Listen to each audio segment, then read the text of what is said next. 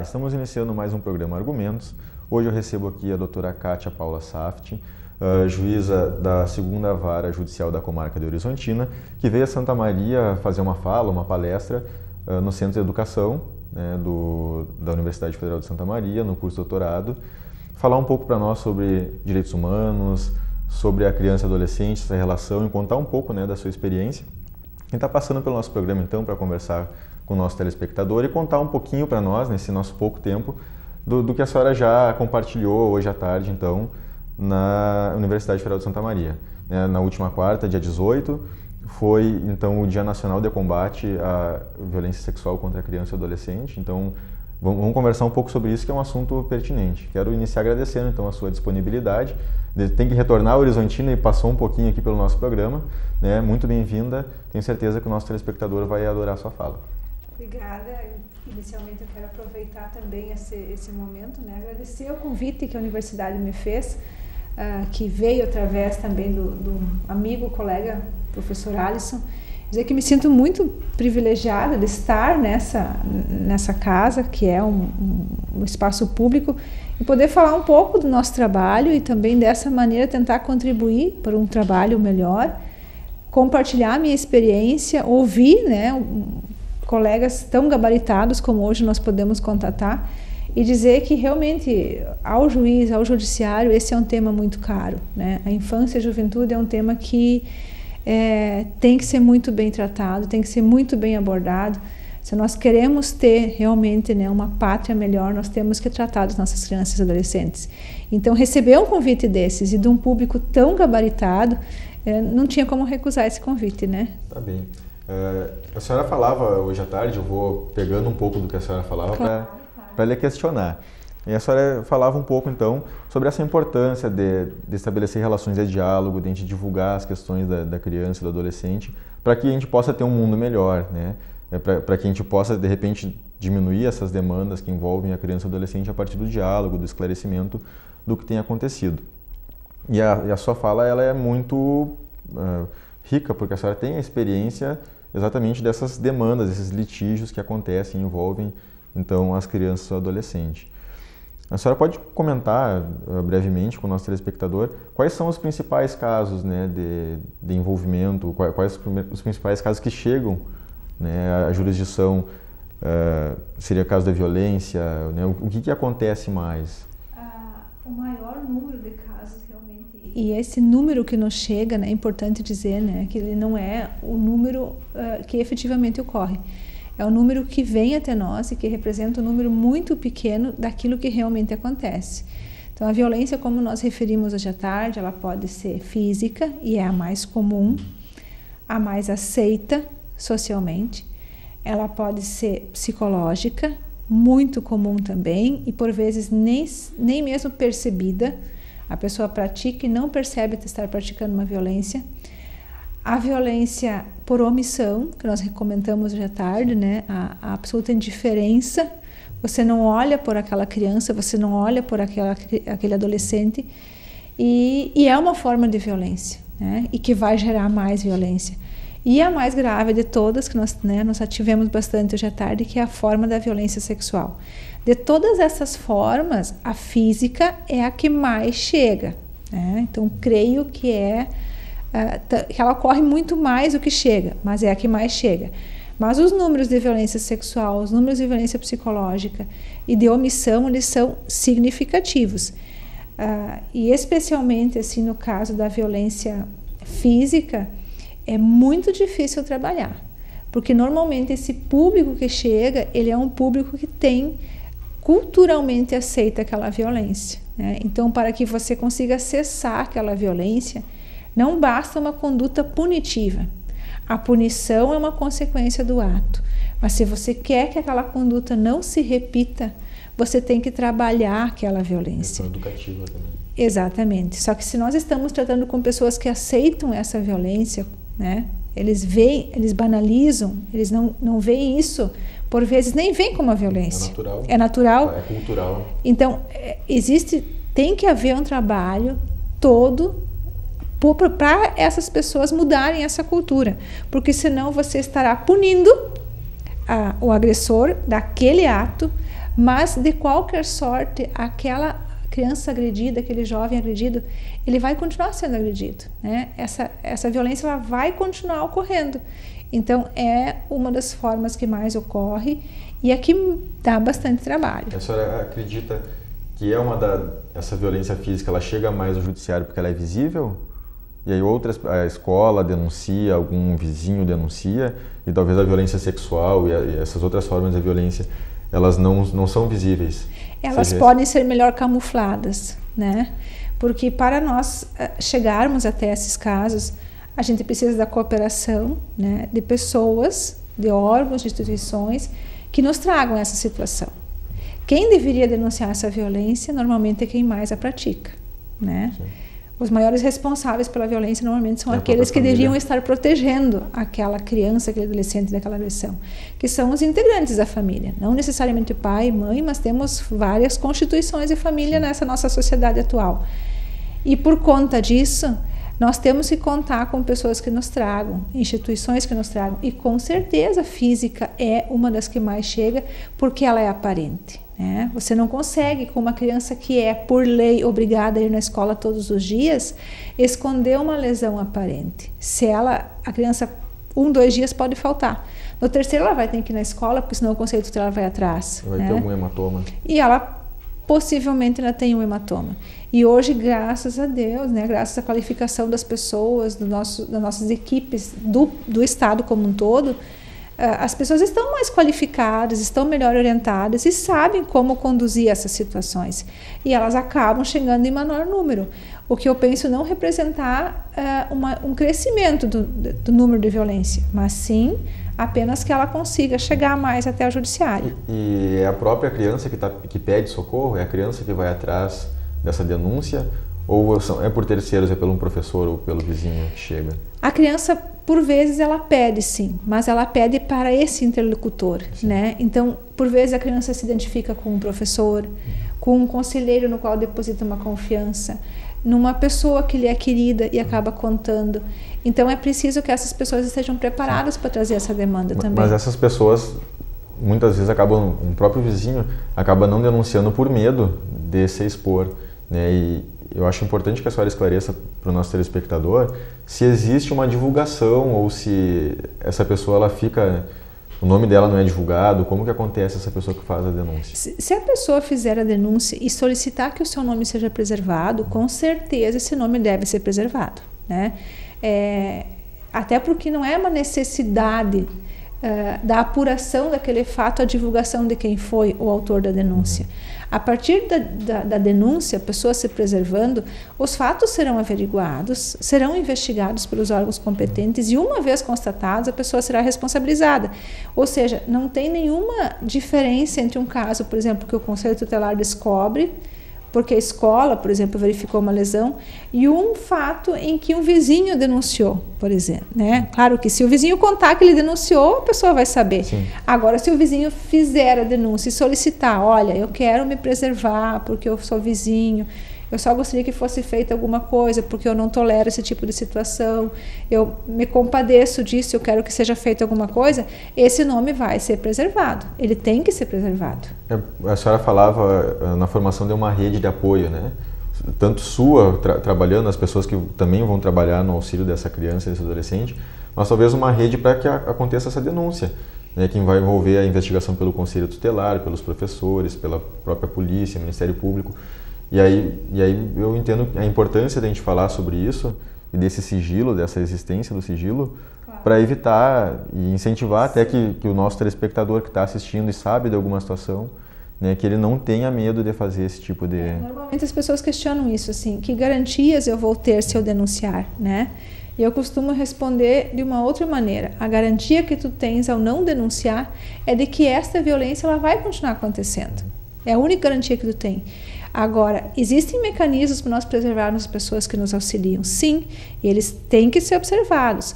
Evidentemente que em certas situações, talvez a própria pessoa se exponha, né, pela circunstância, por exemplo, uma violência muito ostensiva, a pessoa interfere naquela violência e vai acabar se expondo. Mas a violência, por exemplo, denunciada, nós temos telefones à disposição, né? Telefones do Ministério Público, Delegacia de Polícia, Conselho Tutelar. Qual a forma que a pessoa pode encontrar para fazer a denúncia? O primeiro órgão seria o Conselho Tutelar, né? Que é o órgão intitulado de proteção dos direitos da criança e adolescente.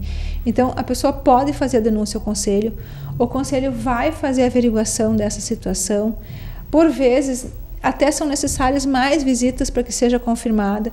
Além da visita à família, o Conselho pode fazer a visita à escola que a criança frequenta, buscando mais informações, buscando saber se, por exemplo, essa criança, dentro do ambiente escolar, ela traz alguma característica de criança que sofra violência, porque nós temos hoje, né, estudos que nos auxiliam nesse sentido. E a partir disso ele vai, em constatada alguma violação dos direitos da criança, alguma situação de risco, ele encaminha isso para o Ministério Público e o Ministério Público adota as providências legais. O próprio professor talvez seja a pessoa que, além da família, tem o maior contato com a criança. Está diariamente com a criança. Talvez tenha mais contato com a própria família. Exatamente, às vezes sim. Ele vai conseguir perceber essa modificação na conduta, no comportamento. Nós costumamos dizer assim que o professor ele é um grande observador e ele é um grande aliado nisso, né? O professor precisa ter o apoio do aparato estatal para que, em sendo constatada uma violência, ele possa fazer a denúncia corretamente aos órgãos competentes, porque também não se pode chegar tardiamente, né? Não adianta chegar muito tarde. Então, o professor ele está numa posição privilegiada, ele é uma peça fundamental nesse combate à violência. Ele pode ser, sim, aquela pessoa que vai empoderar aquela criança, aquele adolescente para narrar a situação de violência. Eu penso, é uma opinião muito minha, que a criança ela tem medo muitas vezes de denunciar porque ela acha que ela vai ser tirada da família dela e ela não quer ser tirada da família, ela só quer que aquela situação cesse.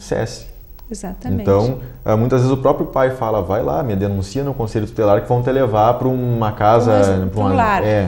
Então, o próprio pai intimida o filho, sim, né, fazendo esse tipo de ameaça. O que a senhora pode falar? A gente vai ter certamente telespectadores que são adolescentes, são crianças. O que a senhora pode contar sobre como acontece isso, né? Quando chega essa denúncia lá? Qual é o tipo de conduta que o judiciário adota? Uma visita na família? Inclusive, em alguns casos, é muito comum os pais acharem que o acolhimento institucional ele vai ser a primeira medida, né? Ou que ele sirva, por exemplo, como uma punição para a criança. O acolhimento institucional nunca será uma punição para a criança. Ele é uma alternativa que o juiz adota em última hipótese, quando não se tem outros meios de colocar aquela criança fora da situação de risco em que ela se encontra, né? Ou pela conduta dela própria, ou pela conduta dos pais. Mas o acolhimento também não é uma premiação aos pais. Não é porque os pais não estão desempenhando a sua função que eu vou premiá-los retirando aquela criança daquele ambiente e tentando, vamos dizer, entre aspas, consertá-la em outro lugar. Não é esse o objetivo. Então, em primeiro momento, sempre vai ser tratada a questão da família. Se busca reestruturar essa família. A criança, a legislação diz, né, que deve se priorizar, sim, a família biológica. Em certas hipóteses, não vai acontecer isso quando violados os direitos. Mas há sim um investimento para que a família se reestruture. É um trabalho psicológico de Exatamente, vai ter uma rede, tem que ter essa rede de apoio que vai reestruturar essa família, ou vai ajudar essa família a se reestruturar para que essa criança possa permanecer no seio familiar. Esse é um investimento primeiro. E ele só não é feito, se ele não tem êxito, que a criança é retirada. Somente depois desse investimento na família. Então, não é falsa essa ideia dos pais de fazerem essa ameaça aos filhos, dizendo que eles serão, vamos dizer, punidos com a retirada de casa. A criança, claro que retirar uma criança de casa acaba sendo uma sanção, mas ela é adotada em última hipótese. Para o bem da criança. E somente para o bem da criança. E não porque os pais se sentem incapazes de dar continuidade naquela tarefa. Eles têm que ser, então, capacitados e eles têm que cumprir o seu papel de pai e mãe. Eu estava pensando aqui, enquanto a senhora falava, que pode acontecer o inverso também. Os pais ameaçam os filhos. Mas pode acontecer uma situação, os pais separaram e o filho não gosta da nova esposa do pai, ou a filha não gosta do novo marido da mãe, e essa criança pode fingir uma situação para cessar, para que a mãe separe do marido. Então, a filha inventa que o padrasto está abusando dela. Acontece isso? A senhora tem alguma situação que a senhora tenha visto isso? Porque eu estava pensando nessa questão assim, de que se a criança ou o adolescente chegaram até alguém para contar, provavelmente é verdade o que ela está falando. Mas essa prova, assim, essa fala da criança, ela é tão inquestionável. Como que a senhora, como juíza, enfrenta isso? Não, a criança chegou na minha frente e falou, eu acredito em tudo que ela me disse. Não, na verdade, assim, existem vários indicativos, né? De haver veracidade na fala ou não. A fala é um dos elementos, mas eu tenho indicativos outros. O comportamento desta criança, como ela se comportava antes, como ela se comporta hoje, como essa criança é na sociedade, se ela é uma criança normal, se ela é uma criança retraída, o comportamento dela pós-denúncia, né? Todas essas circunstâncias, elas são sopesadas, elas são consideradas. Sim, você tem que valorizar a fala da criança, você não pode mitigar ela, né? Porque por vezes é o que você tem. Os crimes mais graves são os crimes cometidos na clandestinidade. Mas existem circunstâncias, vamos dizer, que estão em volta do fato principal, que vão te conduzir, ou vão te auxiliar a te conduzir a uma decisão mais segura. É evidente que estamos sujeitos a equívocos, né? Sim. Todos somos humanos, né? Mas essas questões que permeiam o fato, elas podem auxiliar para indicar veracidade ou então uma história, né? Sim. Mas até mesmo um acompanhamento psicológico, devem ter psicólogos. De regra, a criança passa por uma avaliação psicológica, não talvez tanto para repetir, não é o objetivo ficar fazendo a criança repetir aquela história, né? Como se ela tivesse que ficar repetindo 10 vezes a mesma coisa até que a gente acredite, mas inclusive numa forma de amparo dessa criança. E nessas situações, um profissional também auxilia o juiz e diz, olha, há indicativos de que ele não está mentindo, enfim, existe esse auxílio dos demais, vamos dizer, das demais profissões, né, para auxiliar a decisão do juiz. Em que idade o juiz ouve essa criança? Olha, nós temos hoje no estado, por exemplo, alguns mecanismos que auxiliam, né, porque quando as crianças são muito pequenas, e isso também depende muito da habilidade, de quanto o juiz se sente hábil para aquilo. Mas a senhora acha importante ouvir a criança? Sim. Enxergar o que ela contar? Talvez não necessariamente que a gente tenha esse contato pessoal, mas que ela possa expressar da maneira dela, talvez. E quando nós temos crianças menores, nós temos inclusive o depoimento sem dano aqui no estado, né? Que é uma forma de ouvir a criança de forma especial, em que nós contamos com o auxílio de psicólogos e assistentes sociais que fazem uma escuta diferenciada dessa criança, e essa escuta ela é monitorada por uma sala anexa, né? Provavelmente a comarca conte com isso, onde estão sim os profissionais do direito, então, para que essa criança não passe por aquela situação da audiência formal, do juiz, do advogado, acusador, acusado, e ela num ambiente lúdico, com a ajuda de profissionais preparados para essa tarefa, conversa sobre esse fato e acaba colaborando, esclarecendo os fatos, mas de uma forma mais tranquila do que numa solenidade formal, que para uma criança é uma coisa realmente, é outra violência, né? Tá bem. Bom, nós vamos para um rápido intervalo. Eu estou cheio de dúvidas aqui para lhe perguntar no próximo bloco. Certamente nosso telespectador também tem alguma dessas dúvidas, né? Então, aguarde, fique aí, nós voltamos logo.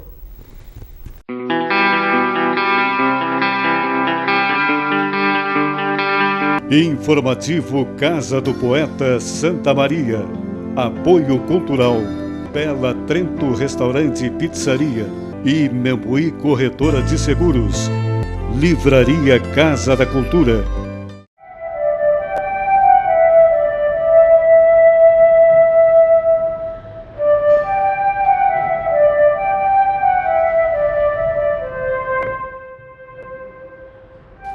Quatorze escritoras fizeram parte da construção da obra Elas por Elas, Olhares Roubados. Lançada ontem no auditório da SUCV e com mais um lançamento marcado para o dia 27 de abril na Feira do Livro, A obra faz parte da programação do Mês da Mulher da Câmara Municipal de Vereadores e aborda o universo feminino em diversas perspectivas. A gente se reuniu e a gente estabeleceu metas, assim. Cada uma escreve poesia e prosa de determinados temas que mais se agradam, né? Que tem um maior entendimento. E foi o que a gente fez. Daí a gente fez a leitura e escolheu os textos, e os melhores textos vieram para o livro. A capa da obra foi feita pela secretária de Cultura de Santa Maria, Marília Chartuni. Assisti a declamação, aliás, a exposição dos textos, né? Elas fizeram conforme cada uma ia lendo e eu sentindo, pegando palavras-chave, e essas palavras eu desenvolvi. Uma das ideias, né, seria olhares roubados, e as minhas figuras femininas, cada uma expressando uma das mulheres que elas representaram, né, de todas as raças, credos, cores, e na verdade o que elas representaram ali é que as minhas figuras não têm olhos, então cada um coloca os olhos que quiser, os olhares são roubados, mas eles estão ali para quem quiser adivinhar. Um dos textos presentes no livro tem a autoria da delegada Débora Dias. O meu texto é sobre feminismo, tá? Que eu acho uma temática importante, que ultimamente tem se falado mais ainda, né, por uma série de acontecimentos. Eu acho que assim, nas redes sociais o tema feminismo e machismo está muito em voga, embora seja óbvio, um tema que há muito tempo se discute, é o movimento, né? Então eu achei, assim, para mim era importante, como eu fui convidada, né, já estava bem adiantado o trabalho, eu achei importante que passei para elas se ela interessava, e elas gostaram realmente, as demais autoras, né, do texto. Olhares Roubados é a segunda edição do projeto Elas por Elas, e a terceira edição já está confirmada para o ano que vem. Porque o universo é muito grande, o tema é um tema muito intenso e tem muita coisa para ser explorado, né? E o olhar capta, são várias maneiras de captar, né, essa dimensão do sentimento feminino sobre as coisas.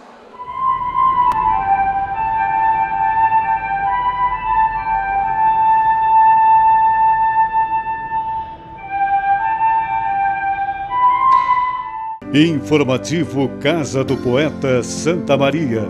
Apoio Cultural, Bela Trento Restaurante e Pizzaria e Membuí Corretora de Seguros. Livraria Casa da Cultura.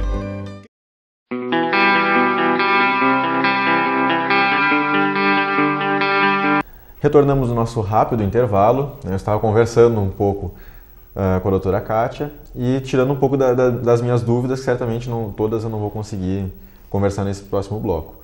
Mas ficou, eu acho, do bloco anterior, essa questão então da criança que chega ao judiciário com algum problema na família, seja de violência física, violência sexual, né, ou algum dos tipos de violência que pode acontecer, e numa situação extrema não há possibilidade dessa criança continuar com a família biológica dela. Sim, há né? casos. Ou, pelo menos no momento, ela é retirada da família e depois ela retorna. Eu queria que a senhora falasse um pouco para nós como que acontece isso e o porquê, em que situações a senhora entende que realmente isso precisa acontecer. Quando a situação chega ao Poder Judiciário, normalmente ela já foi abordada nos demais órgãos, né, que compõem a rede de proteção à criança e adolescente. Já teve certamente intervenção do Conselho Tutelar, da rede de proteção, do Ministério Público, e a nossa porta então é a última que se bate, né, para que a gente adote as medidas então cabíveis para a hipótese. Quando essa violência ela admite uma forma de intervenção, se investe na família, se investe a família da forma que ela estiver estabelecida. Uma vez essa criança não podendo permanecer pela situação de risco, pela violência em que ela está, não podendo permanecer com a família em que ela estava, família biológica, enfim, inicialmente a primeira medida é buscar uma família substituta, família extensa. O que seria a família extensa? Num primeiro momento, tentar na família biológica. E se você não conseguir na família biológica, ou se a família biológica não tem um vínculo de afetividade tão presente, você pode buscar em pessoas em quem esta criança, esse adolescente tem algum vínculo de afetividade. Nós temos poderíamos citar exemplos, madrinhas, né? Um tio, um avô, uma pessoa com quem ela teve um contato mais íntimo, que foi de repente um guardião dela por algum tempo, né? Temos situações assim. Uma vez encontrada uma pessoa que possa exercer esse papel de guardião, essa pessoa então ela é nomeada nessa condição de família substituta da criança, né? E não se encontrando essa família extensa, essa família substituta, essa pessoa que se pudesse, com vínculo de afetividade com a criança, exercer de forma adequada a guarda, ou às vezes por não existir, nós temos pessoas que infelizmente não se encontra família extensa, né? Não tem familiares. Como é feito isso? É feita uma busca. Conversa com a própria criança para saber? Não, é feita uma busca familiar, assim, vai conversa com o pai, conversa com a criança, por exemplo. O próprio Conselho Tutelar? O Conselho Tutelar faz uma diligência, se apura, se for em outra cidade, se busca o endereço dessa pessoa, se conversa com essa pessoa a respeito da possibilidade de receber essa criança. Às vezes a criança mesmo indica, olha, eu tenho o meu padrinho lá que eu gosto muito dele, eu fico lá com ele de vez em quando. Então, você faz uma busca ativa mesmo, é ir atrás, né? É pesquisar. E em não sendo encontrada, não havendo onde alguém que acolha esta criança, e não sendo possível permanecer com os responsáveis, os pais, ela é encaminhada para uma instituição de acolhimento, né? Onde então ela deve... município? De regra do município. Municípios menores, por vezes, fazem convênios com outros municípios que contam com essas instituições, porque alguns municípios não possuem uma demanda suficiente para manter uma casa dessa envergadura, que também tem que ser uma casa bem estruturada, com profissionais também para atender essa demanda. Crianças de várias idades. Várias idades, de várias realidades, né? Então, de regra, os municípios contam, os maiores pelo menos, e os menores formam convênios com essas instituições para que no momento de necessidade de acolhimento a criança possa ser encaminhada para esse lar. E lá, então, a partir desse momento, se não houver mais possibilidade de trabalhar a família, é movida então a ação de instituição de poder familiar para que a criança se torne uma criança apta à adoção, que é o último estágio vamos dizer assim, de colocar a criança em outra família, né? Eu estava pensando, eu estou pensando aqui, enquanto a senhora fala, eu vou pensando. Algumas situações como uma criança que não vai na escola, ela simplesmente não vai, o pai não leva na escola, ou o pai acha que ela vai para a escola, ela não aparece. E aí o Conselho Tutelar vai bater na casa lá para ver o que está acontecendo, porque a escola comunicou essa ausência. Como que o judiciário recebe isso quando o pai diz, olha, eu não vou fazer nada, não vou levar para a escola porque eu não quero? Ou ele trabalha comigo, ele tem que me ajudar, ele não pode trabalhar? Não, pode na estudar. verdade é a obrigação, é o dever, né, dos pais, é um direito da criança frequentar a escola. 3 dias consecutivos sem justificativa caracterizam, né, a necessidade da escola comunicar ao Conselho. Num primeiro momento, o Conselho faz uma visita familiar e vê os motivos pelos quais essa criança não foi. E o Conselho, não conseguindo êxito em convencer os pais da necessidade dessa criança ir à escola, ele encaminha isso ao Ministério Público. O Ministério Público, então, novamente chama os pais, tenta fazer o trabalho dele de convencimento, né? E se não tem êxito, ele entra com uma ação judicial, que pode ser na esfera civil uma medida protetiva para assegurar que essa criança vá à escola e sem prejuízo disso caracterizar um abandono material. É crime. Porque existe amor naquela relação, mas às vezes o pai precisa que o irmão maior cuide do irmão menor em casa. Uma coisa bem simples, que não deveria acontecer, mas que acontece. Então, seria o caso de tirar essa criança da família, né? Assim, analisando genericamente, né? As situações que se consegue contornar, né, com intervenção do Estado, com orientação da família, não são situações que autorizam isso. Numa situação como essa, se o pai precisa trabalhar, eu tenho uma criança pequena que tem que ser cuidada e a maior que tem que ir para a escola. Eu vou conseguir com o município uma vaga numa creche para essa criança menor, para que a criança maior, que não é função dela cuidar do menor, não que não possa auxiliar quando necessário, mas não é tarefa dela. E são questões que podem se resolver facilmente. Basta então você acionar os órgãos competentes que têm que porque precisam entrar em ação e providenciar a garantia dos direitos para essa criança. Porque não é uma situação de violência assim tão caricata como a violência física ou sexual. Não, nunca vai autorizar. Mas talvez coloque a criança e o adolescente tão em risco quanto as outras situações. Claro. Uma criança sozinha cuidando de outra, pode acontecer um acidente doméstico, levar até óbito elas, né? Exato. Então a gente precisa enfrentar com a mesma seriedade. Elas são sérias da mesma forma, elas não são graves da mesma forma e conseguem ser solucionadas de formas totalmente diferentes. Não, talvez ele esteja mal instruído. Ele não sabe, talvez ele nem saiba o que possui à disposição, né? Quais os serviços que ele possui à sua disposição. E são coisas que às vezes são facilmente resolvidas, né? Por vezes com orientação, com auxílio dos órgãos constituídos, e não vão ensejar uma medida mais severa, né? As medidas severas a gente deixa para os casos mais graves mesmo, né? Em questões envolvendo a família, assim, envolvendo a criança, se existe uma separação, um divórcio entre os pais, a gente tem uma série de situações que podem ser desencadeadas daí. Tem muita mãe que diz: olha, eu nem quero que o pai veja o filho porque o filho é meu e eu vou cuidar como eu quero, eu não gosto do pai dele, eu não quero que ele tenha contato, eu só quero a pensão. Tem mãe que fala: não, nem quero pensão porque eu não quero que meu filho conheça o pai. Isso é alienação parental, né? É uma situação bem comum, assim, também. Caracteriza a alienação parental. Existe para os dois lados, né? Tanto do pai para com a mãe, como da mãe para com o pai, isso ocorre. É importante que os pais saibam que isso só traz prejuízo aos filhos e a eles próprios, porque é eles que vão colher o resultado dessas sementes que estão espalhando, né? Mas nessas hipóteses é importante que a gente repita que o direito de visita, ele é um direito da criança, ele não é um direito do pai ou da mãe. Mas a mãe diz: mas eu sei que o pai não vai cuidar, eu sei que ele não vai ficar bem lá. A mãe fala isso. Fala, mas aí é só que o filho tem a curiosidade de conhecer o pai, de conviver com o pai, saber como o filho tem a curiosidade. Questão de convencimento, né? E eu acho interessante a gente conversar um pouco sobre isso, porque muitas vezes a mãe diz assim: mas o meu filho não quer ver o pai, ele até fica doente no dia de visitar o pai. E muitas vezes ele fica doente porque ele sabe que a mãe vai ficar triste quando ele vai visitar o pai, então ele não quer deixar a mãe triste em casa, então ele fica doente porque é uma situação de estresse para ele, tem que escolher entre um e o outro. Essas situações, elas são extremamente delicadas, porque nós estamos lidando com pessoas, e pessoas em formação, né? Então, nesse momento, eu sempre digo que os maiores filtros poderiam ser os pais, mas às vezes os pais não fazem esse filtro para o bem da criança, eles fazem para o seu próprio bem, para o seu melhor interesse. Então eu não quero que ele vá com o pai, porque vai que ele gosta de ficar com o pai e me deixe, eu vou sofrer muito se ele me deixar, nem que isso seja bom para ele. E ao mesmo tempo não percebe o quanto podem contribuir para a formação da criança, possibilitando as duas coisas. Nós temos todas as situações e todas elas têm que ser vistas com um olhar individual para cada caso. Nós temos situações como essa, em que a mãe não faz questão do contato.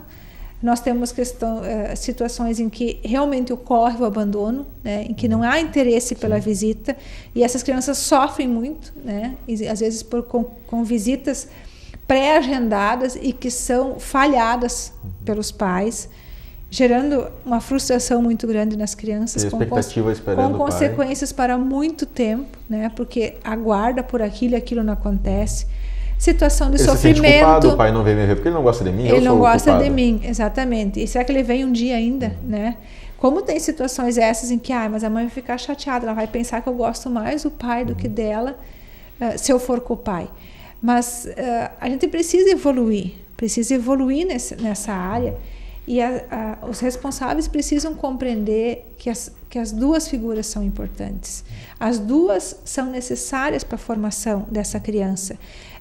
Eles podem cumprir papéis diferentes, mais ou menos presentes, mas eles são figuras importantes, né?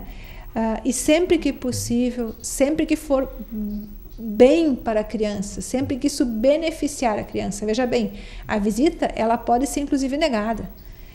O juiz pode negar direito de visita a um pai ou uma mãe se essa visita não for benéfica à criança, se aquilo não está fazendo bem à criança. Então, é essa ótica que você tem que ter. De repente, o ambiente que o pai ou a mãe vivem é um ambiente de crime também? Alguma coisa assim que não... Exatamente. Ou, por exemplo, a visita ela é vamos dizer assim, não respeitada reiteradas vezes, de modo a gerar na criança uma angústia tamanha que ela jamais sofre com aquilo do que ela tem uma boa expectativa por aquilo. Então, nesses casos, é melhor a situação de não visita do que uma visita que é para acontecer e nunca acontece, né? Que existe lá um direito assegurado, mas ele não é um direito exercido. E aí, gerando na criança... O direito da criança. O direito da criança. Uma sucessiva reiteração de frustrações, né? Então, tem que olhar a questão pela ótica da criança. E da mesma forma, se, por exemplo, uma situação de uma mãe que pratica uma conduta que não é uma conduta que vai gerar um benefício para o filho, essa mãe, em última hipótese, não em última hipótese, mas eu digo porque a guarda ela é sempre exercida por quem tem melhores condições. Isso não implica necessariamente dizer que é a mãe, né? Nós mulheres costumamos achar que nós somos as melhores guardiães, né? Mas não necessariamente. Isso que eu queria perguntar, assim, como funciona o convencimento do juiz para decidir se uma guarda é compartilhada? Agora a gente tem a figura da guarda compartilhada, se a guarda vai ficar com o pai ou com a mãe. É uma questão cultural de que a guarda fique com a mãe, mas a gente tem uma sociedade em transformação, né, de que o pai já não é mais o provedor da família financeiramente, né, não é a mãe que fica o dia inteiro com o filho, às vezes a situação é inversa. Então, como que funciona o convencimento do juiz? O que a senhora leva em consideração? Na verdade, a gente leva em primeiro lugar o que diz a lei, né? Que é o que prevalece, é o melhor interesse da criança.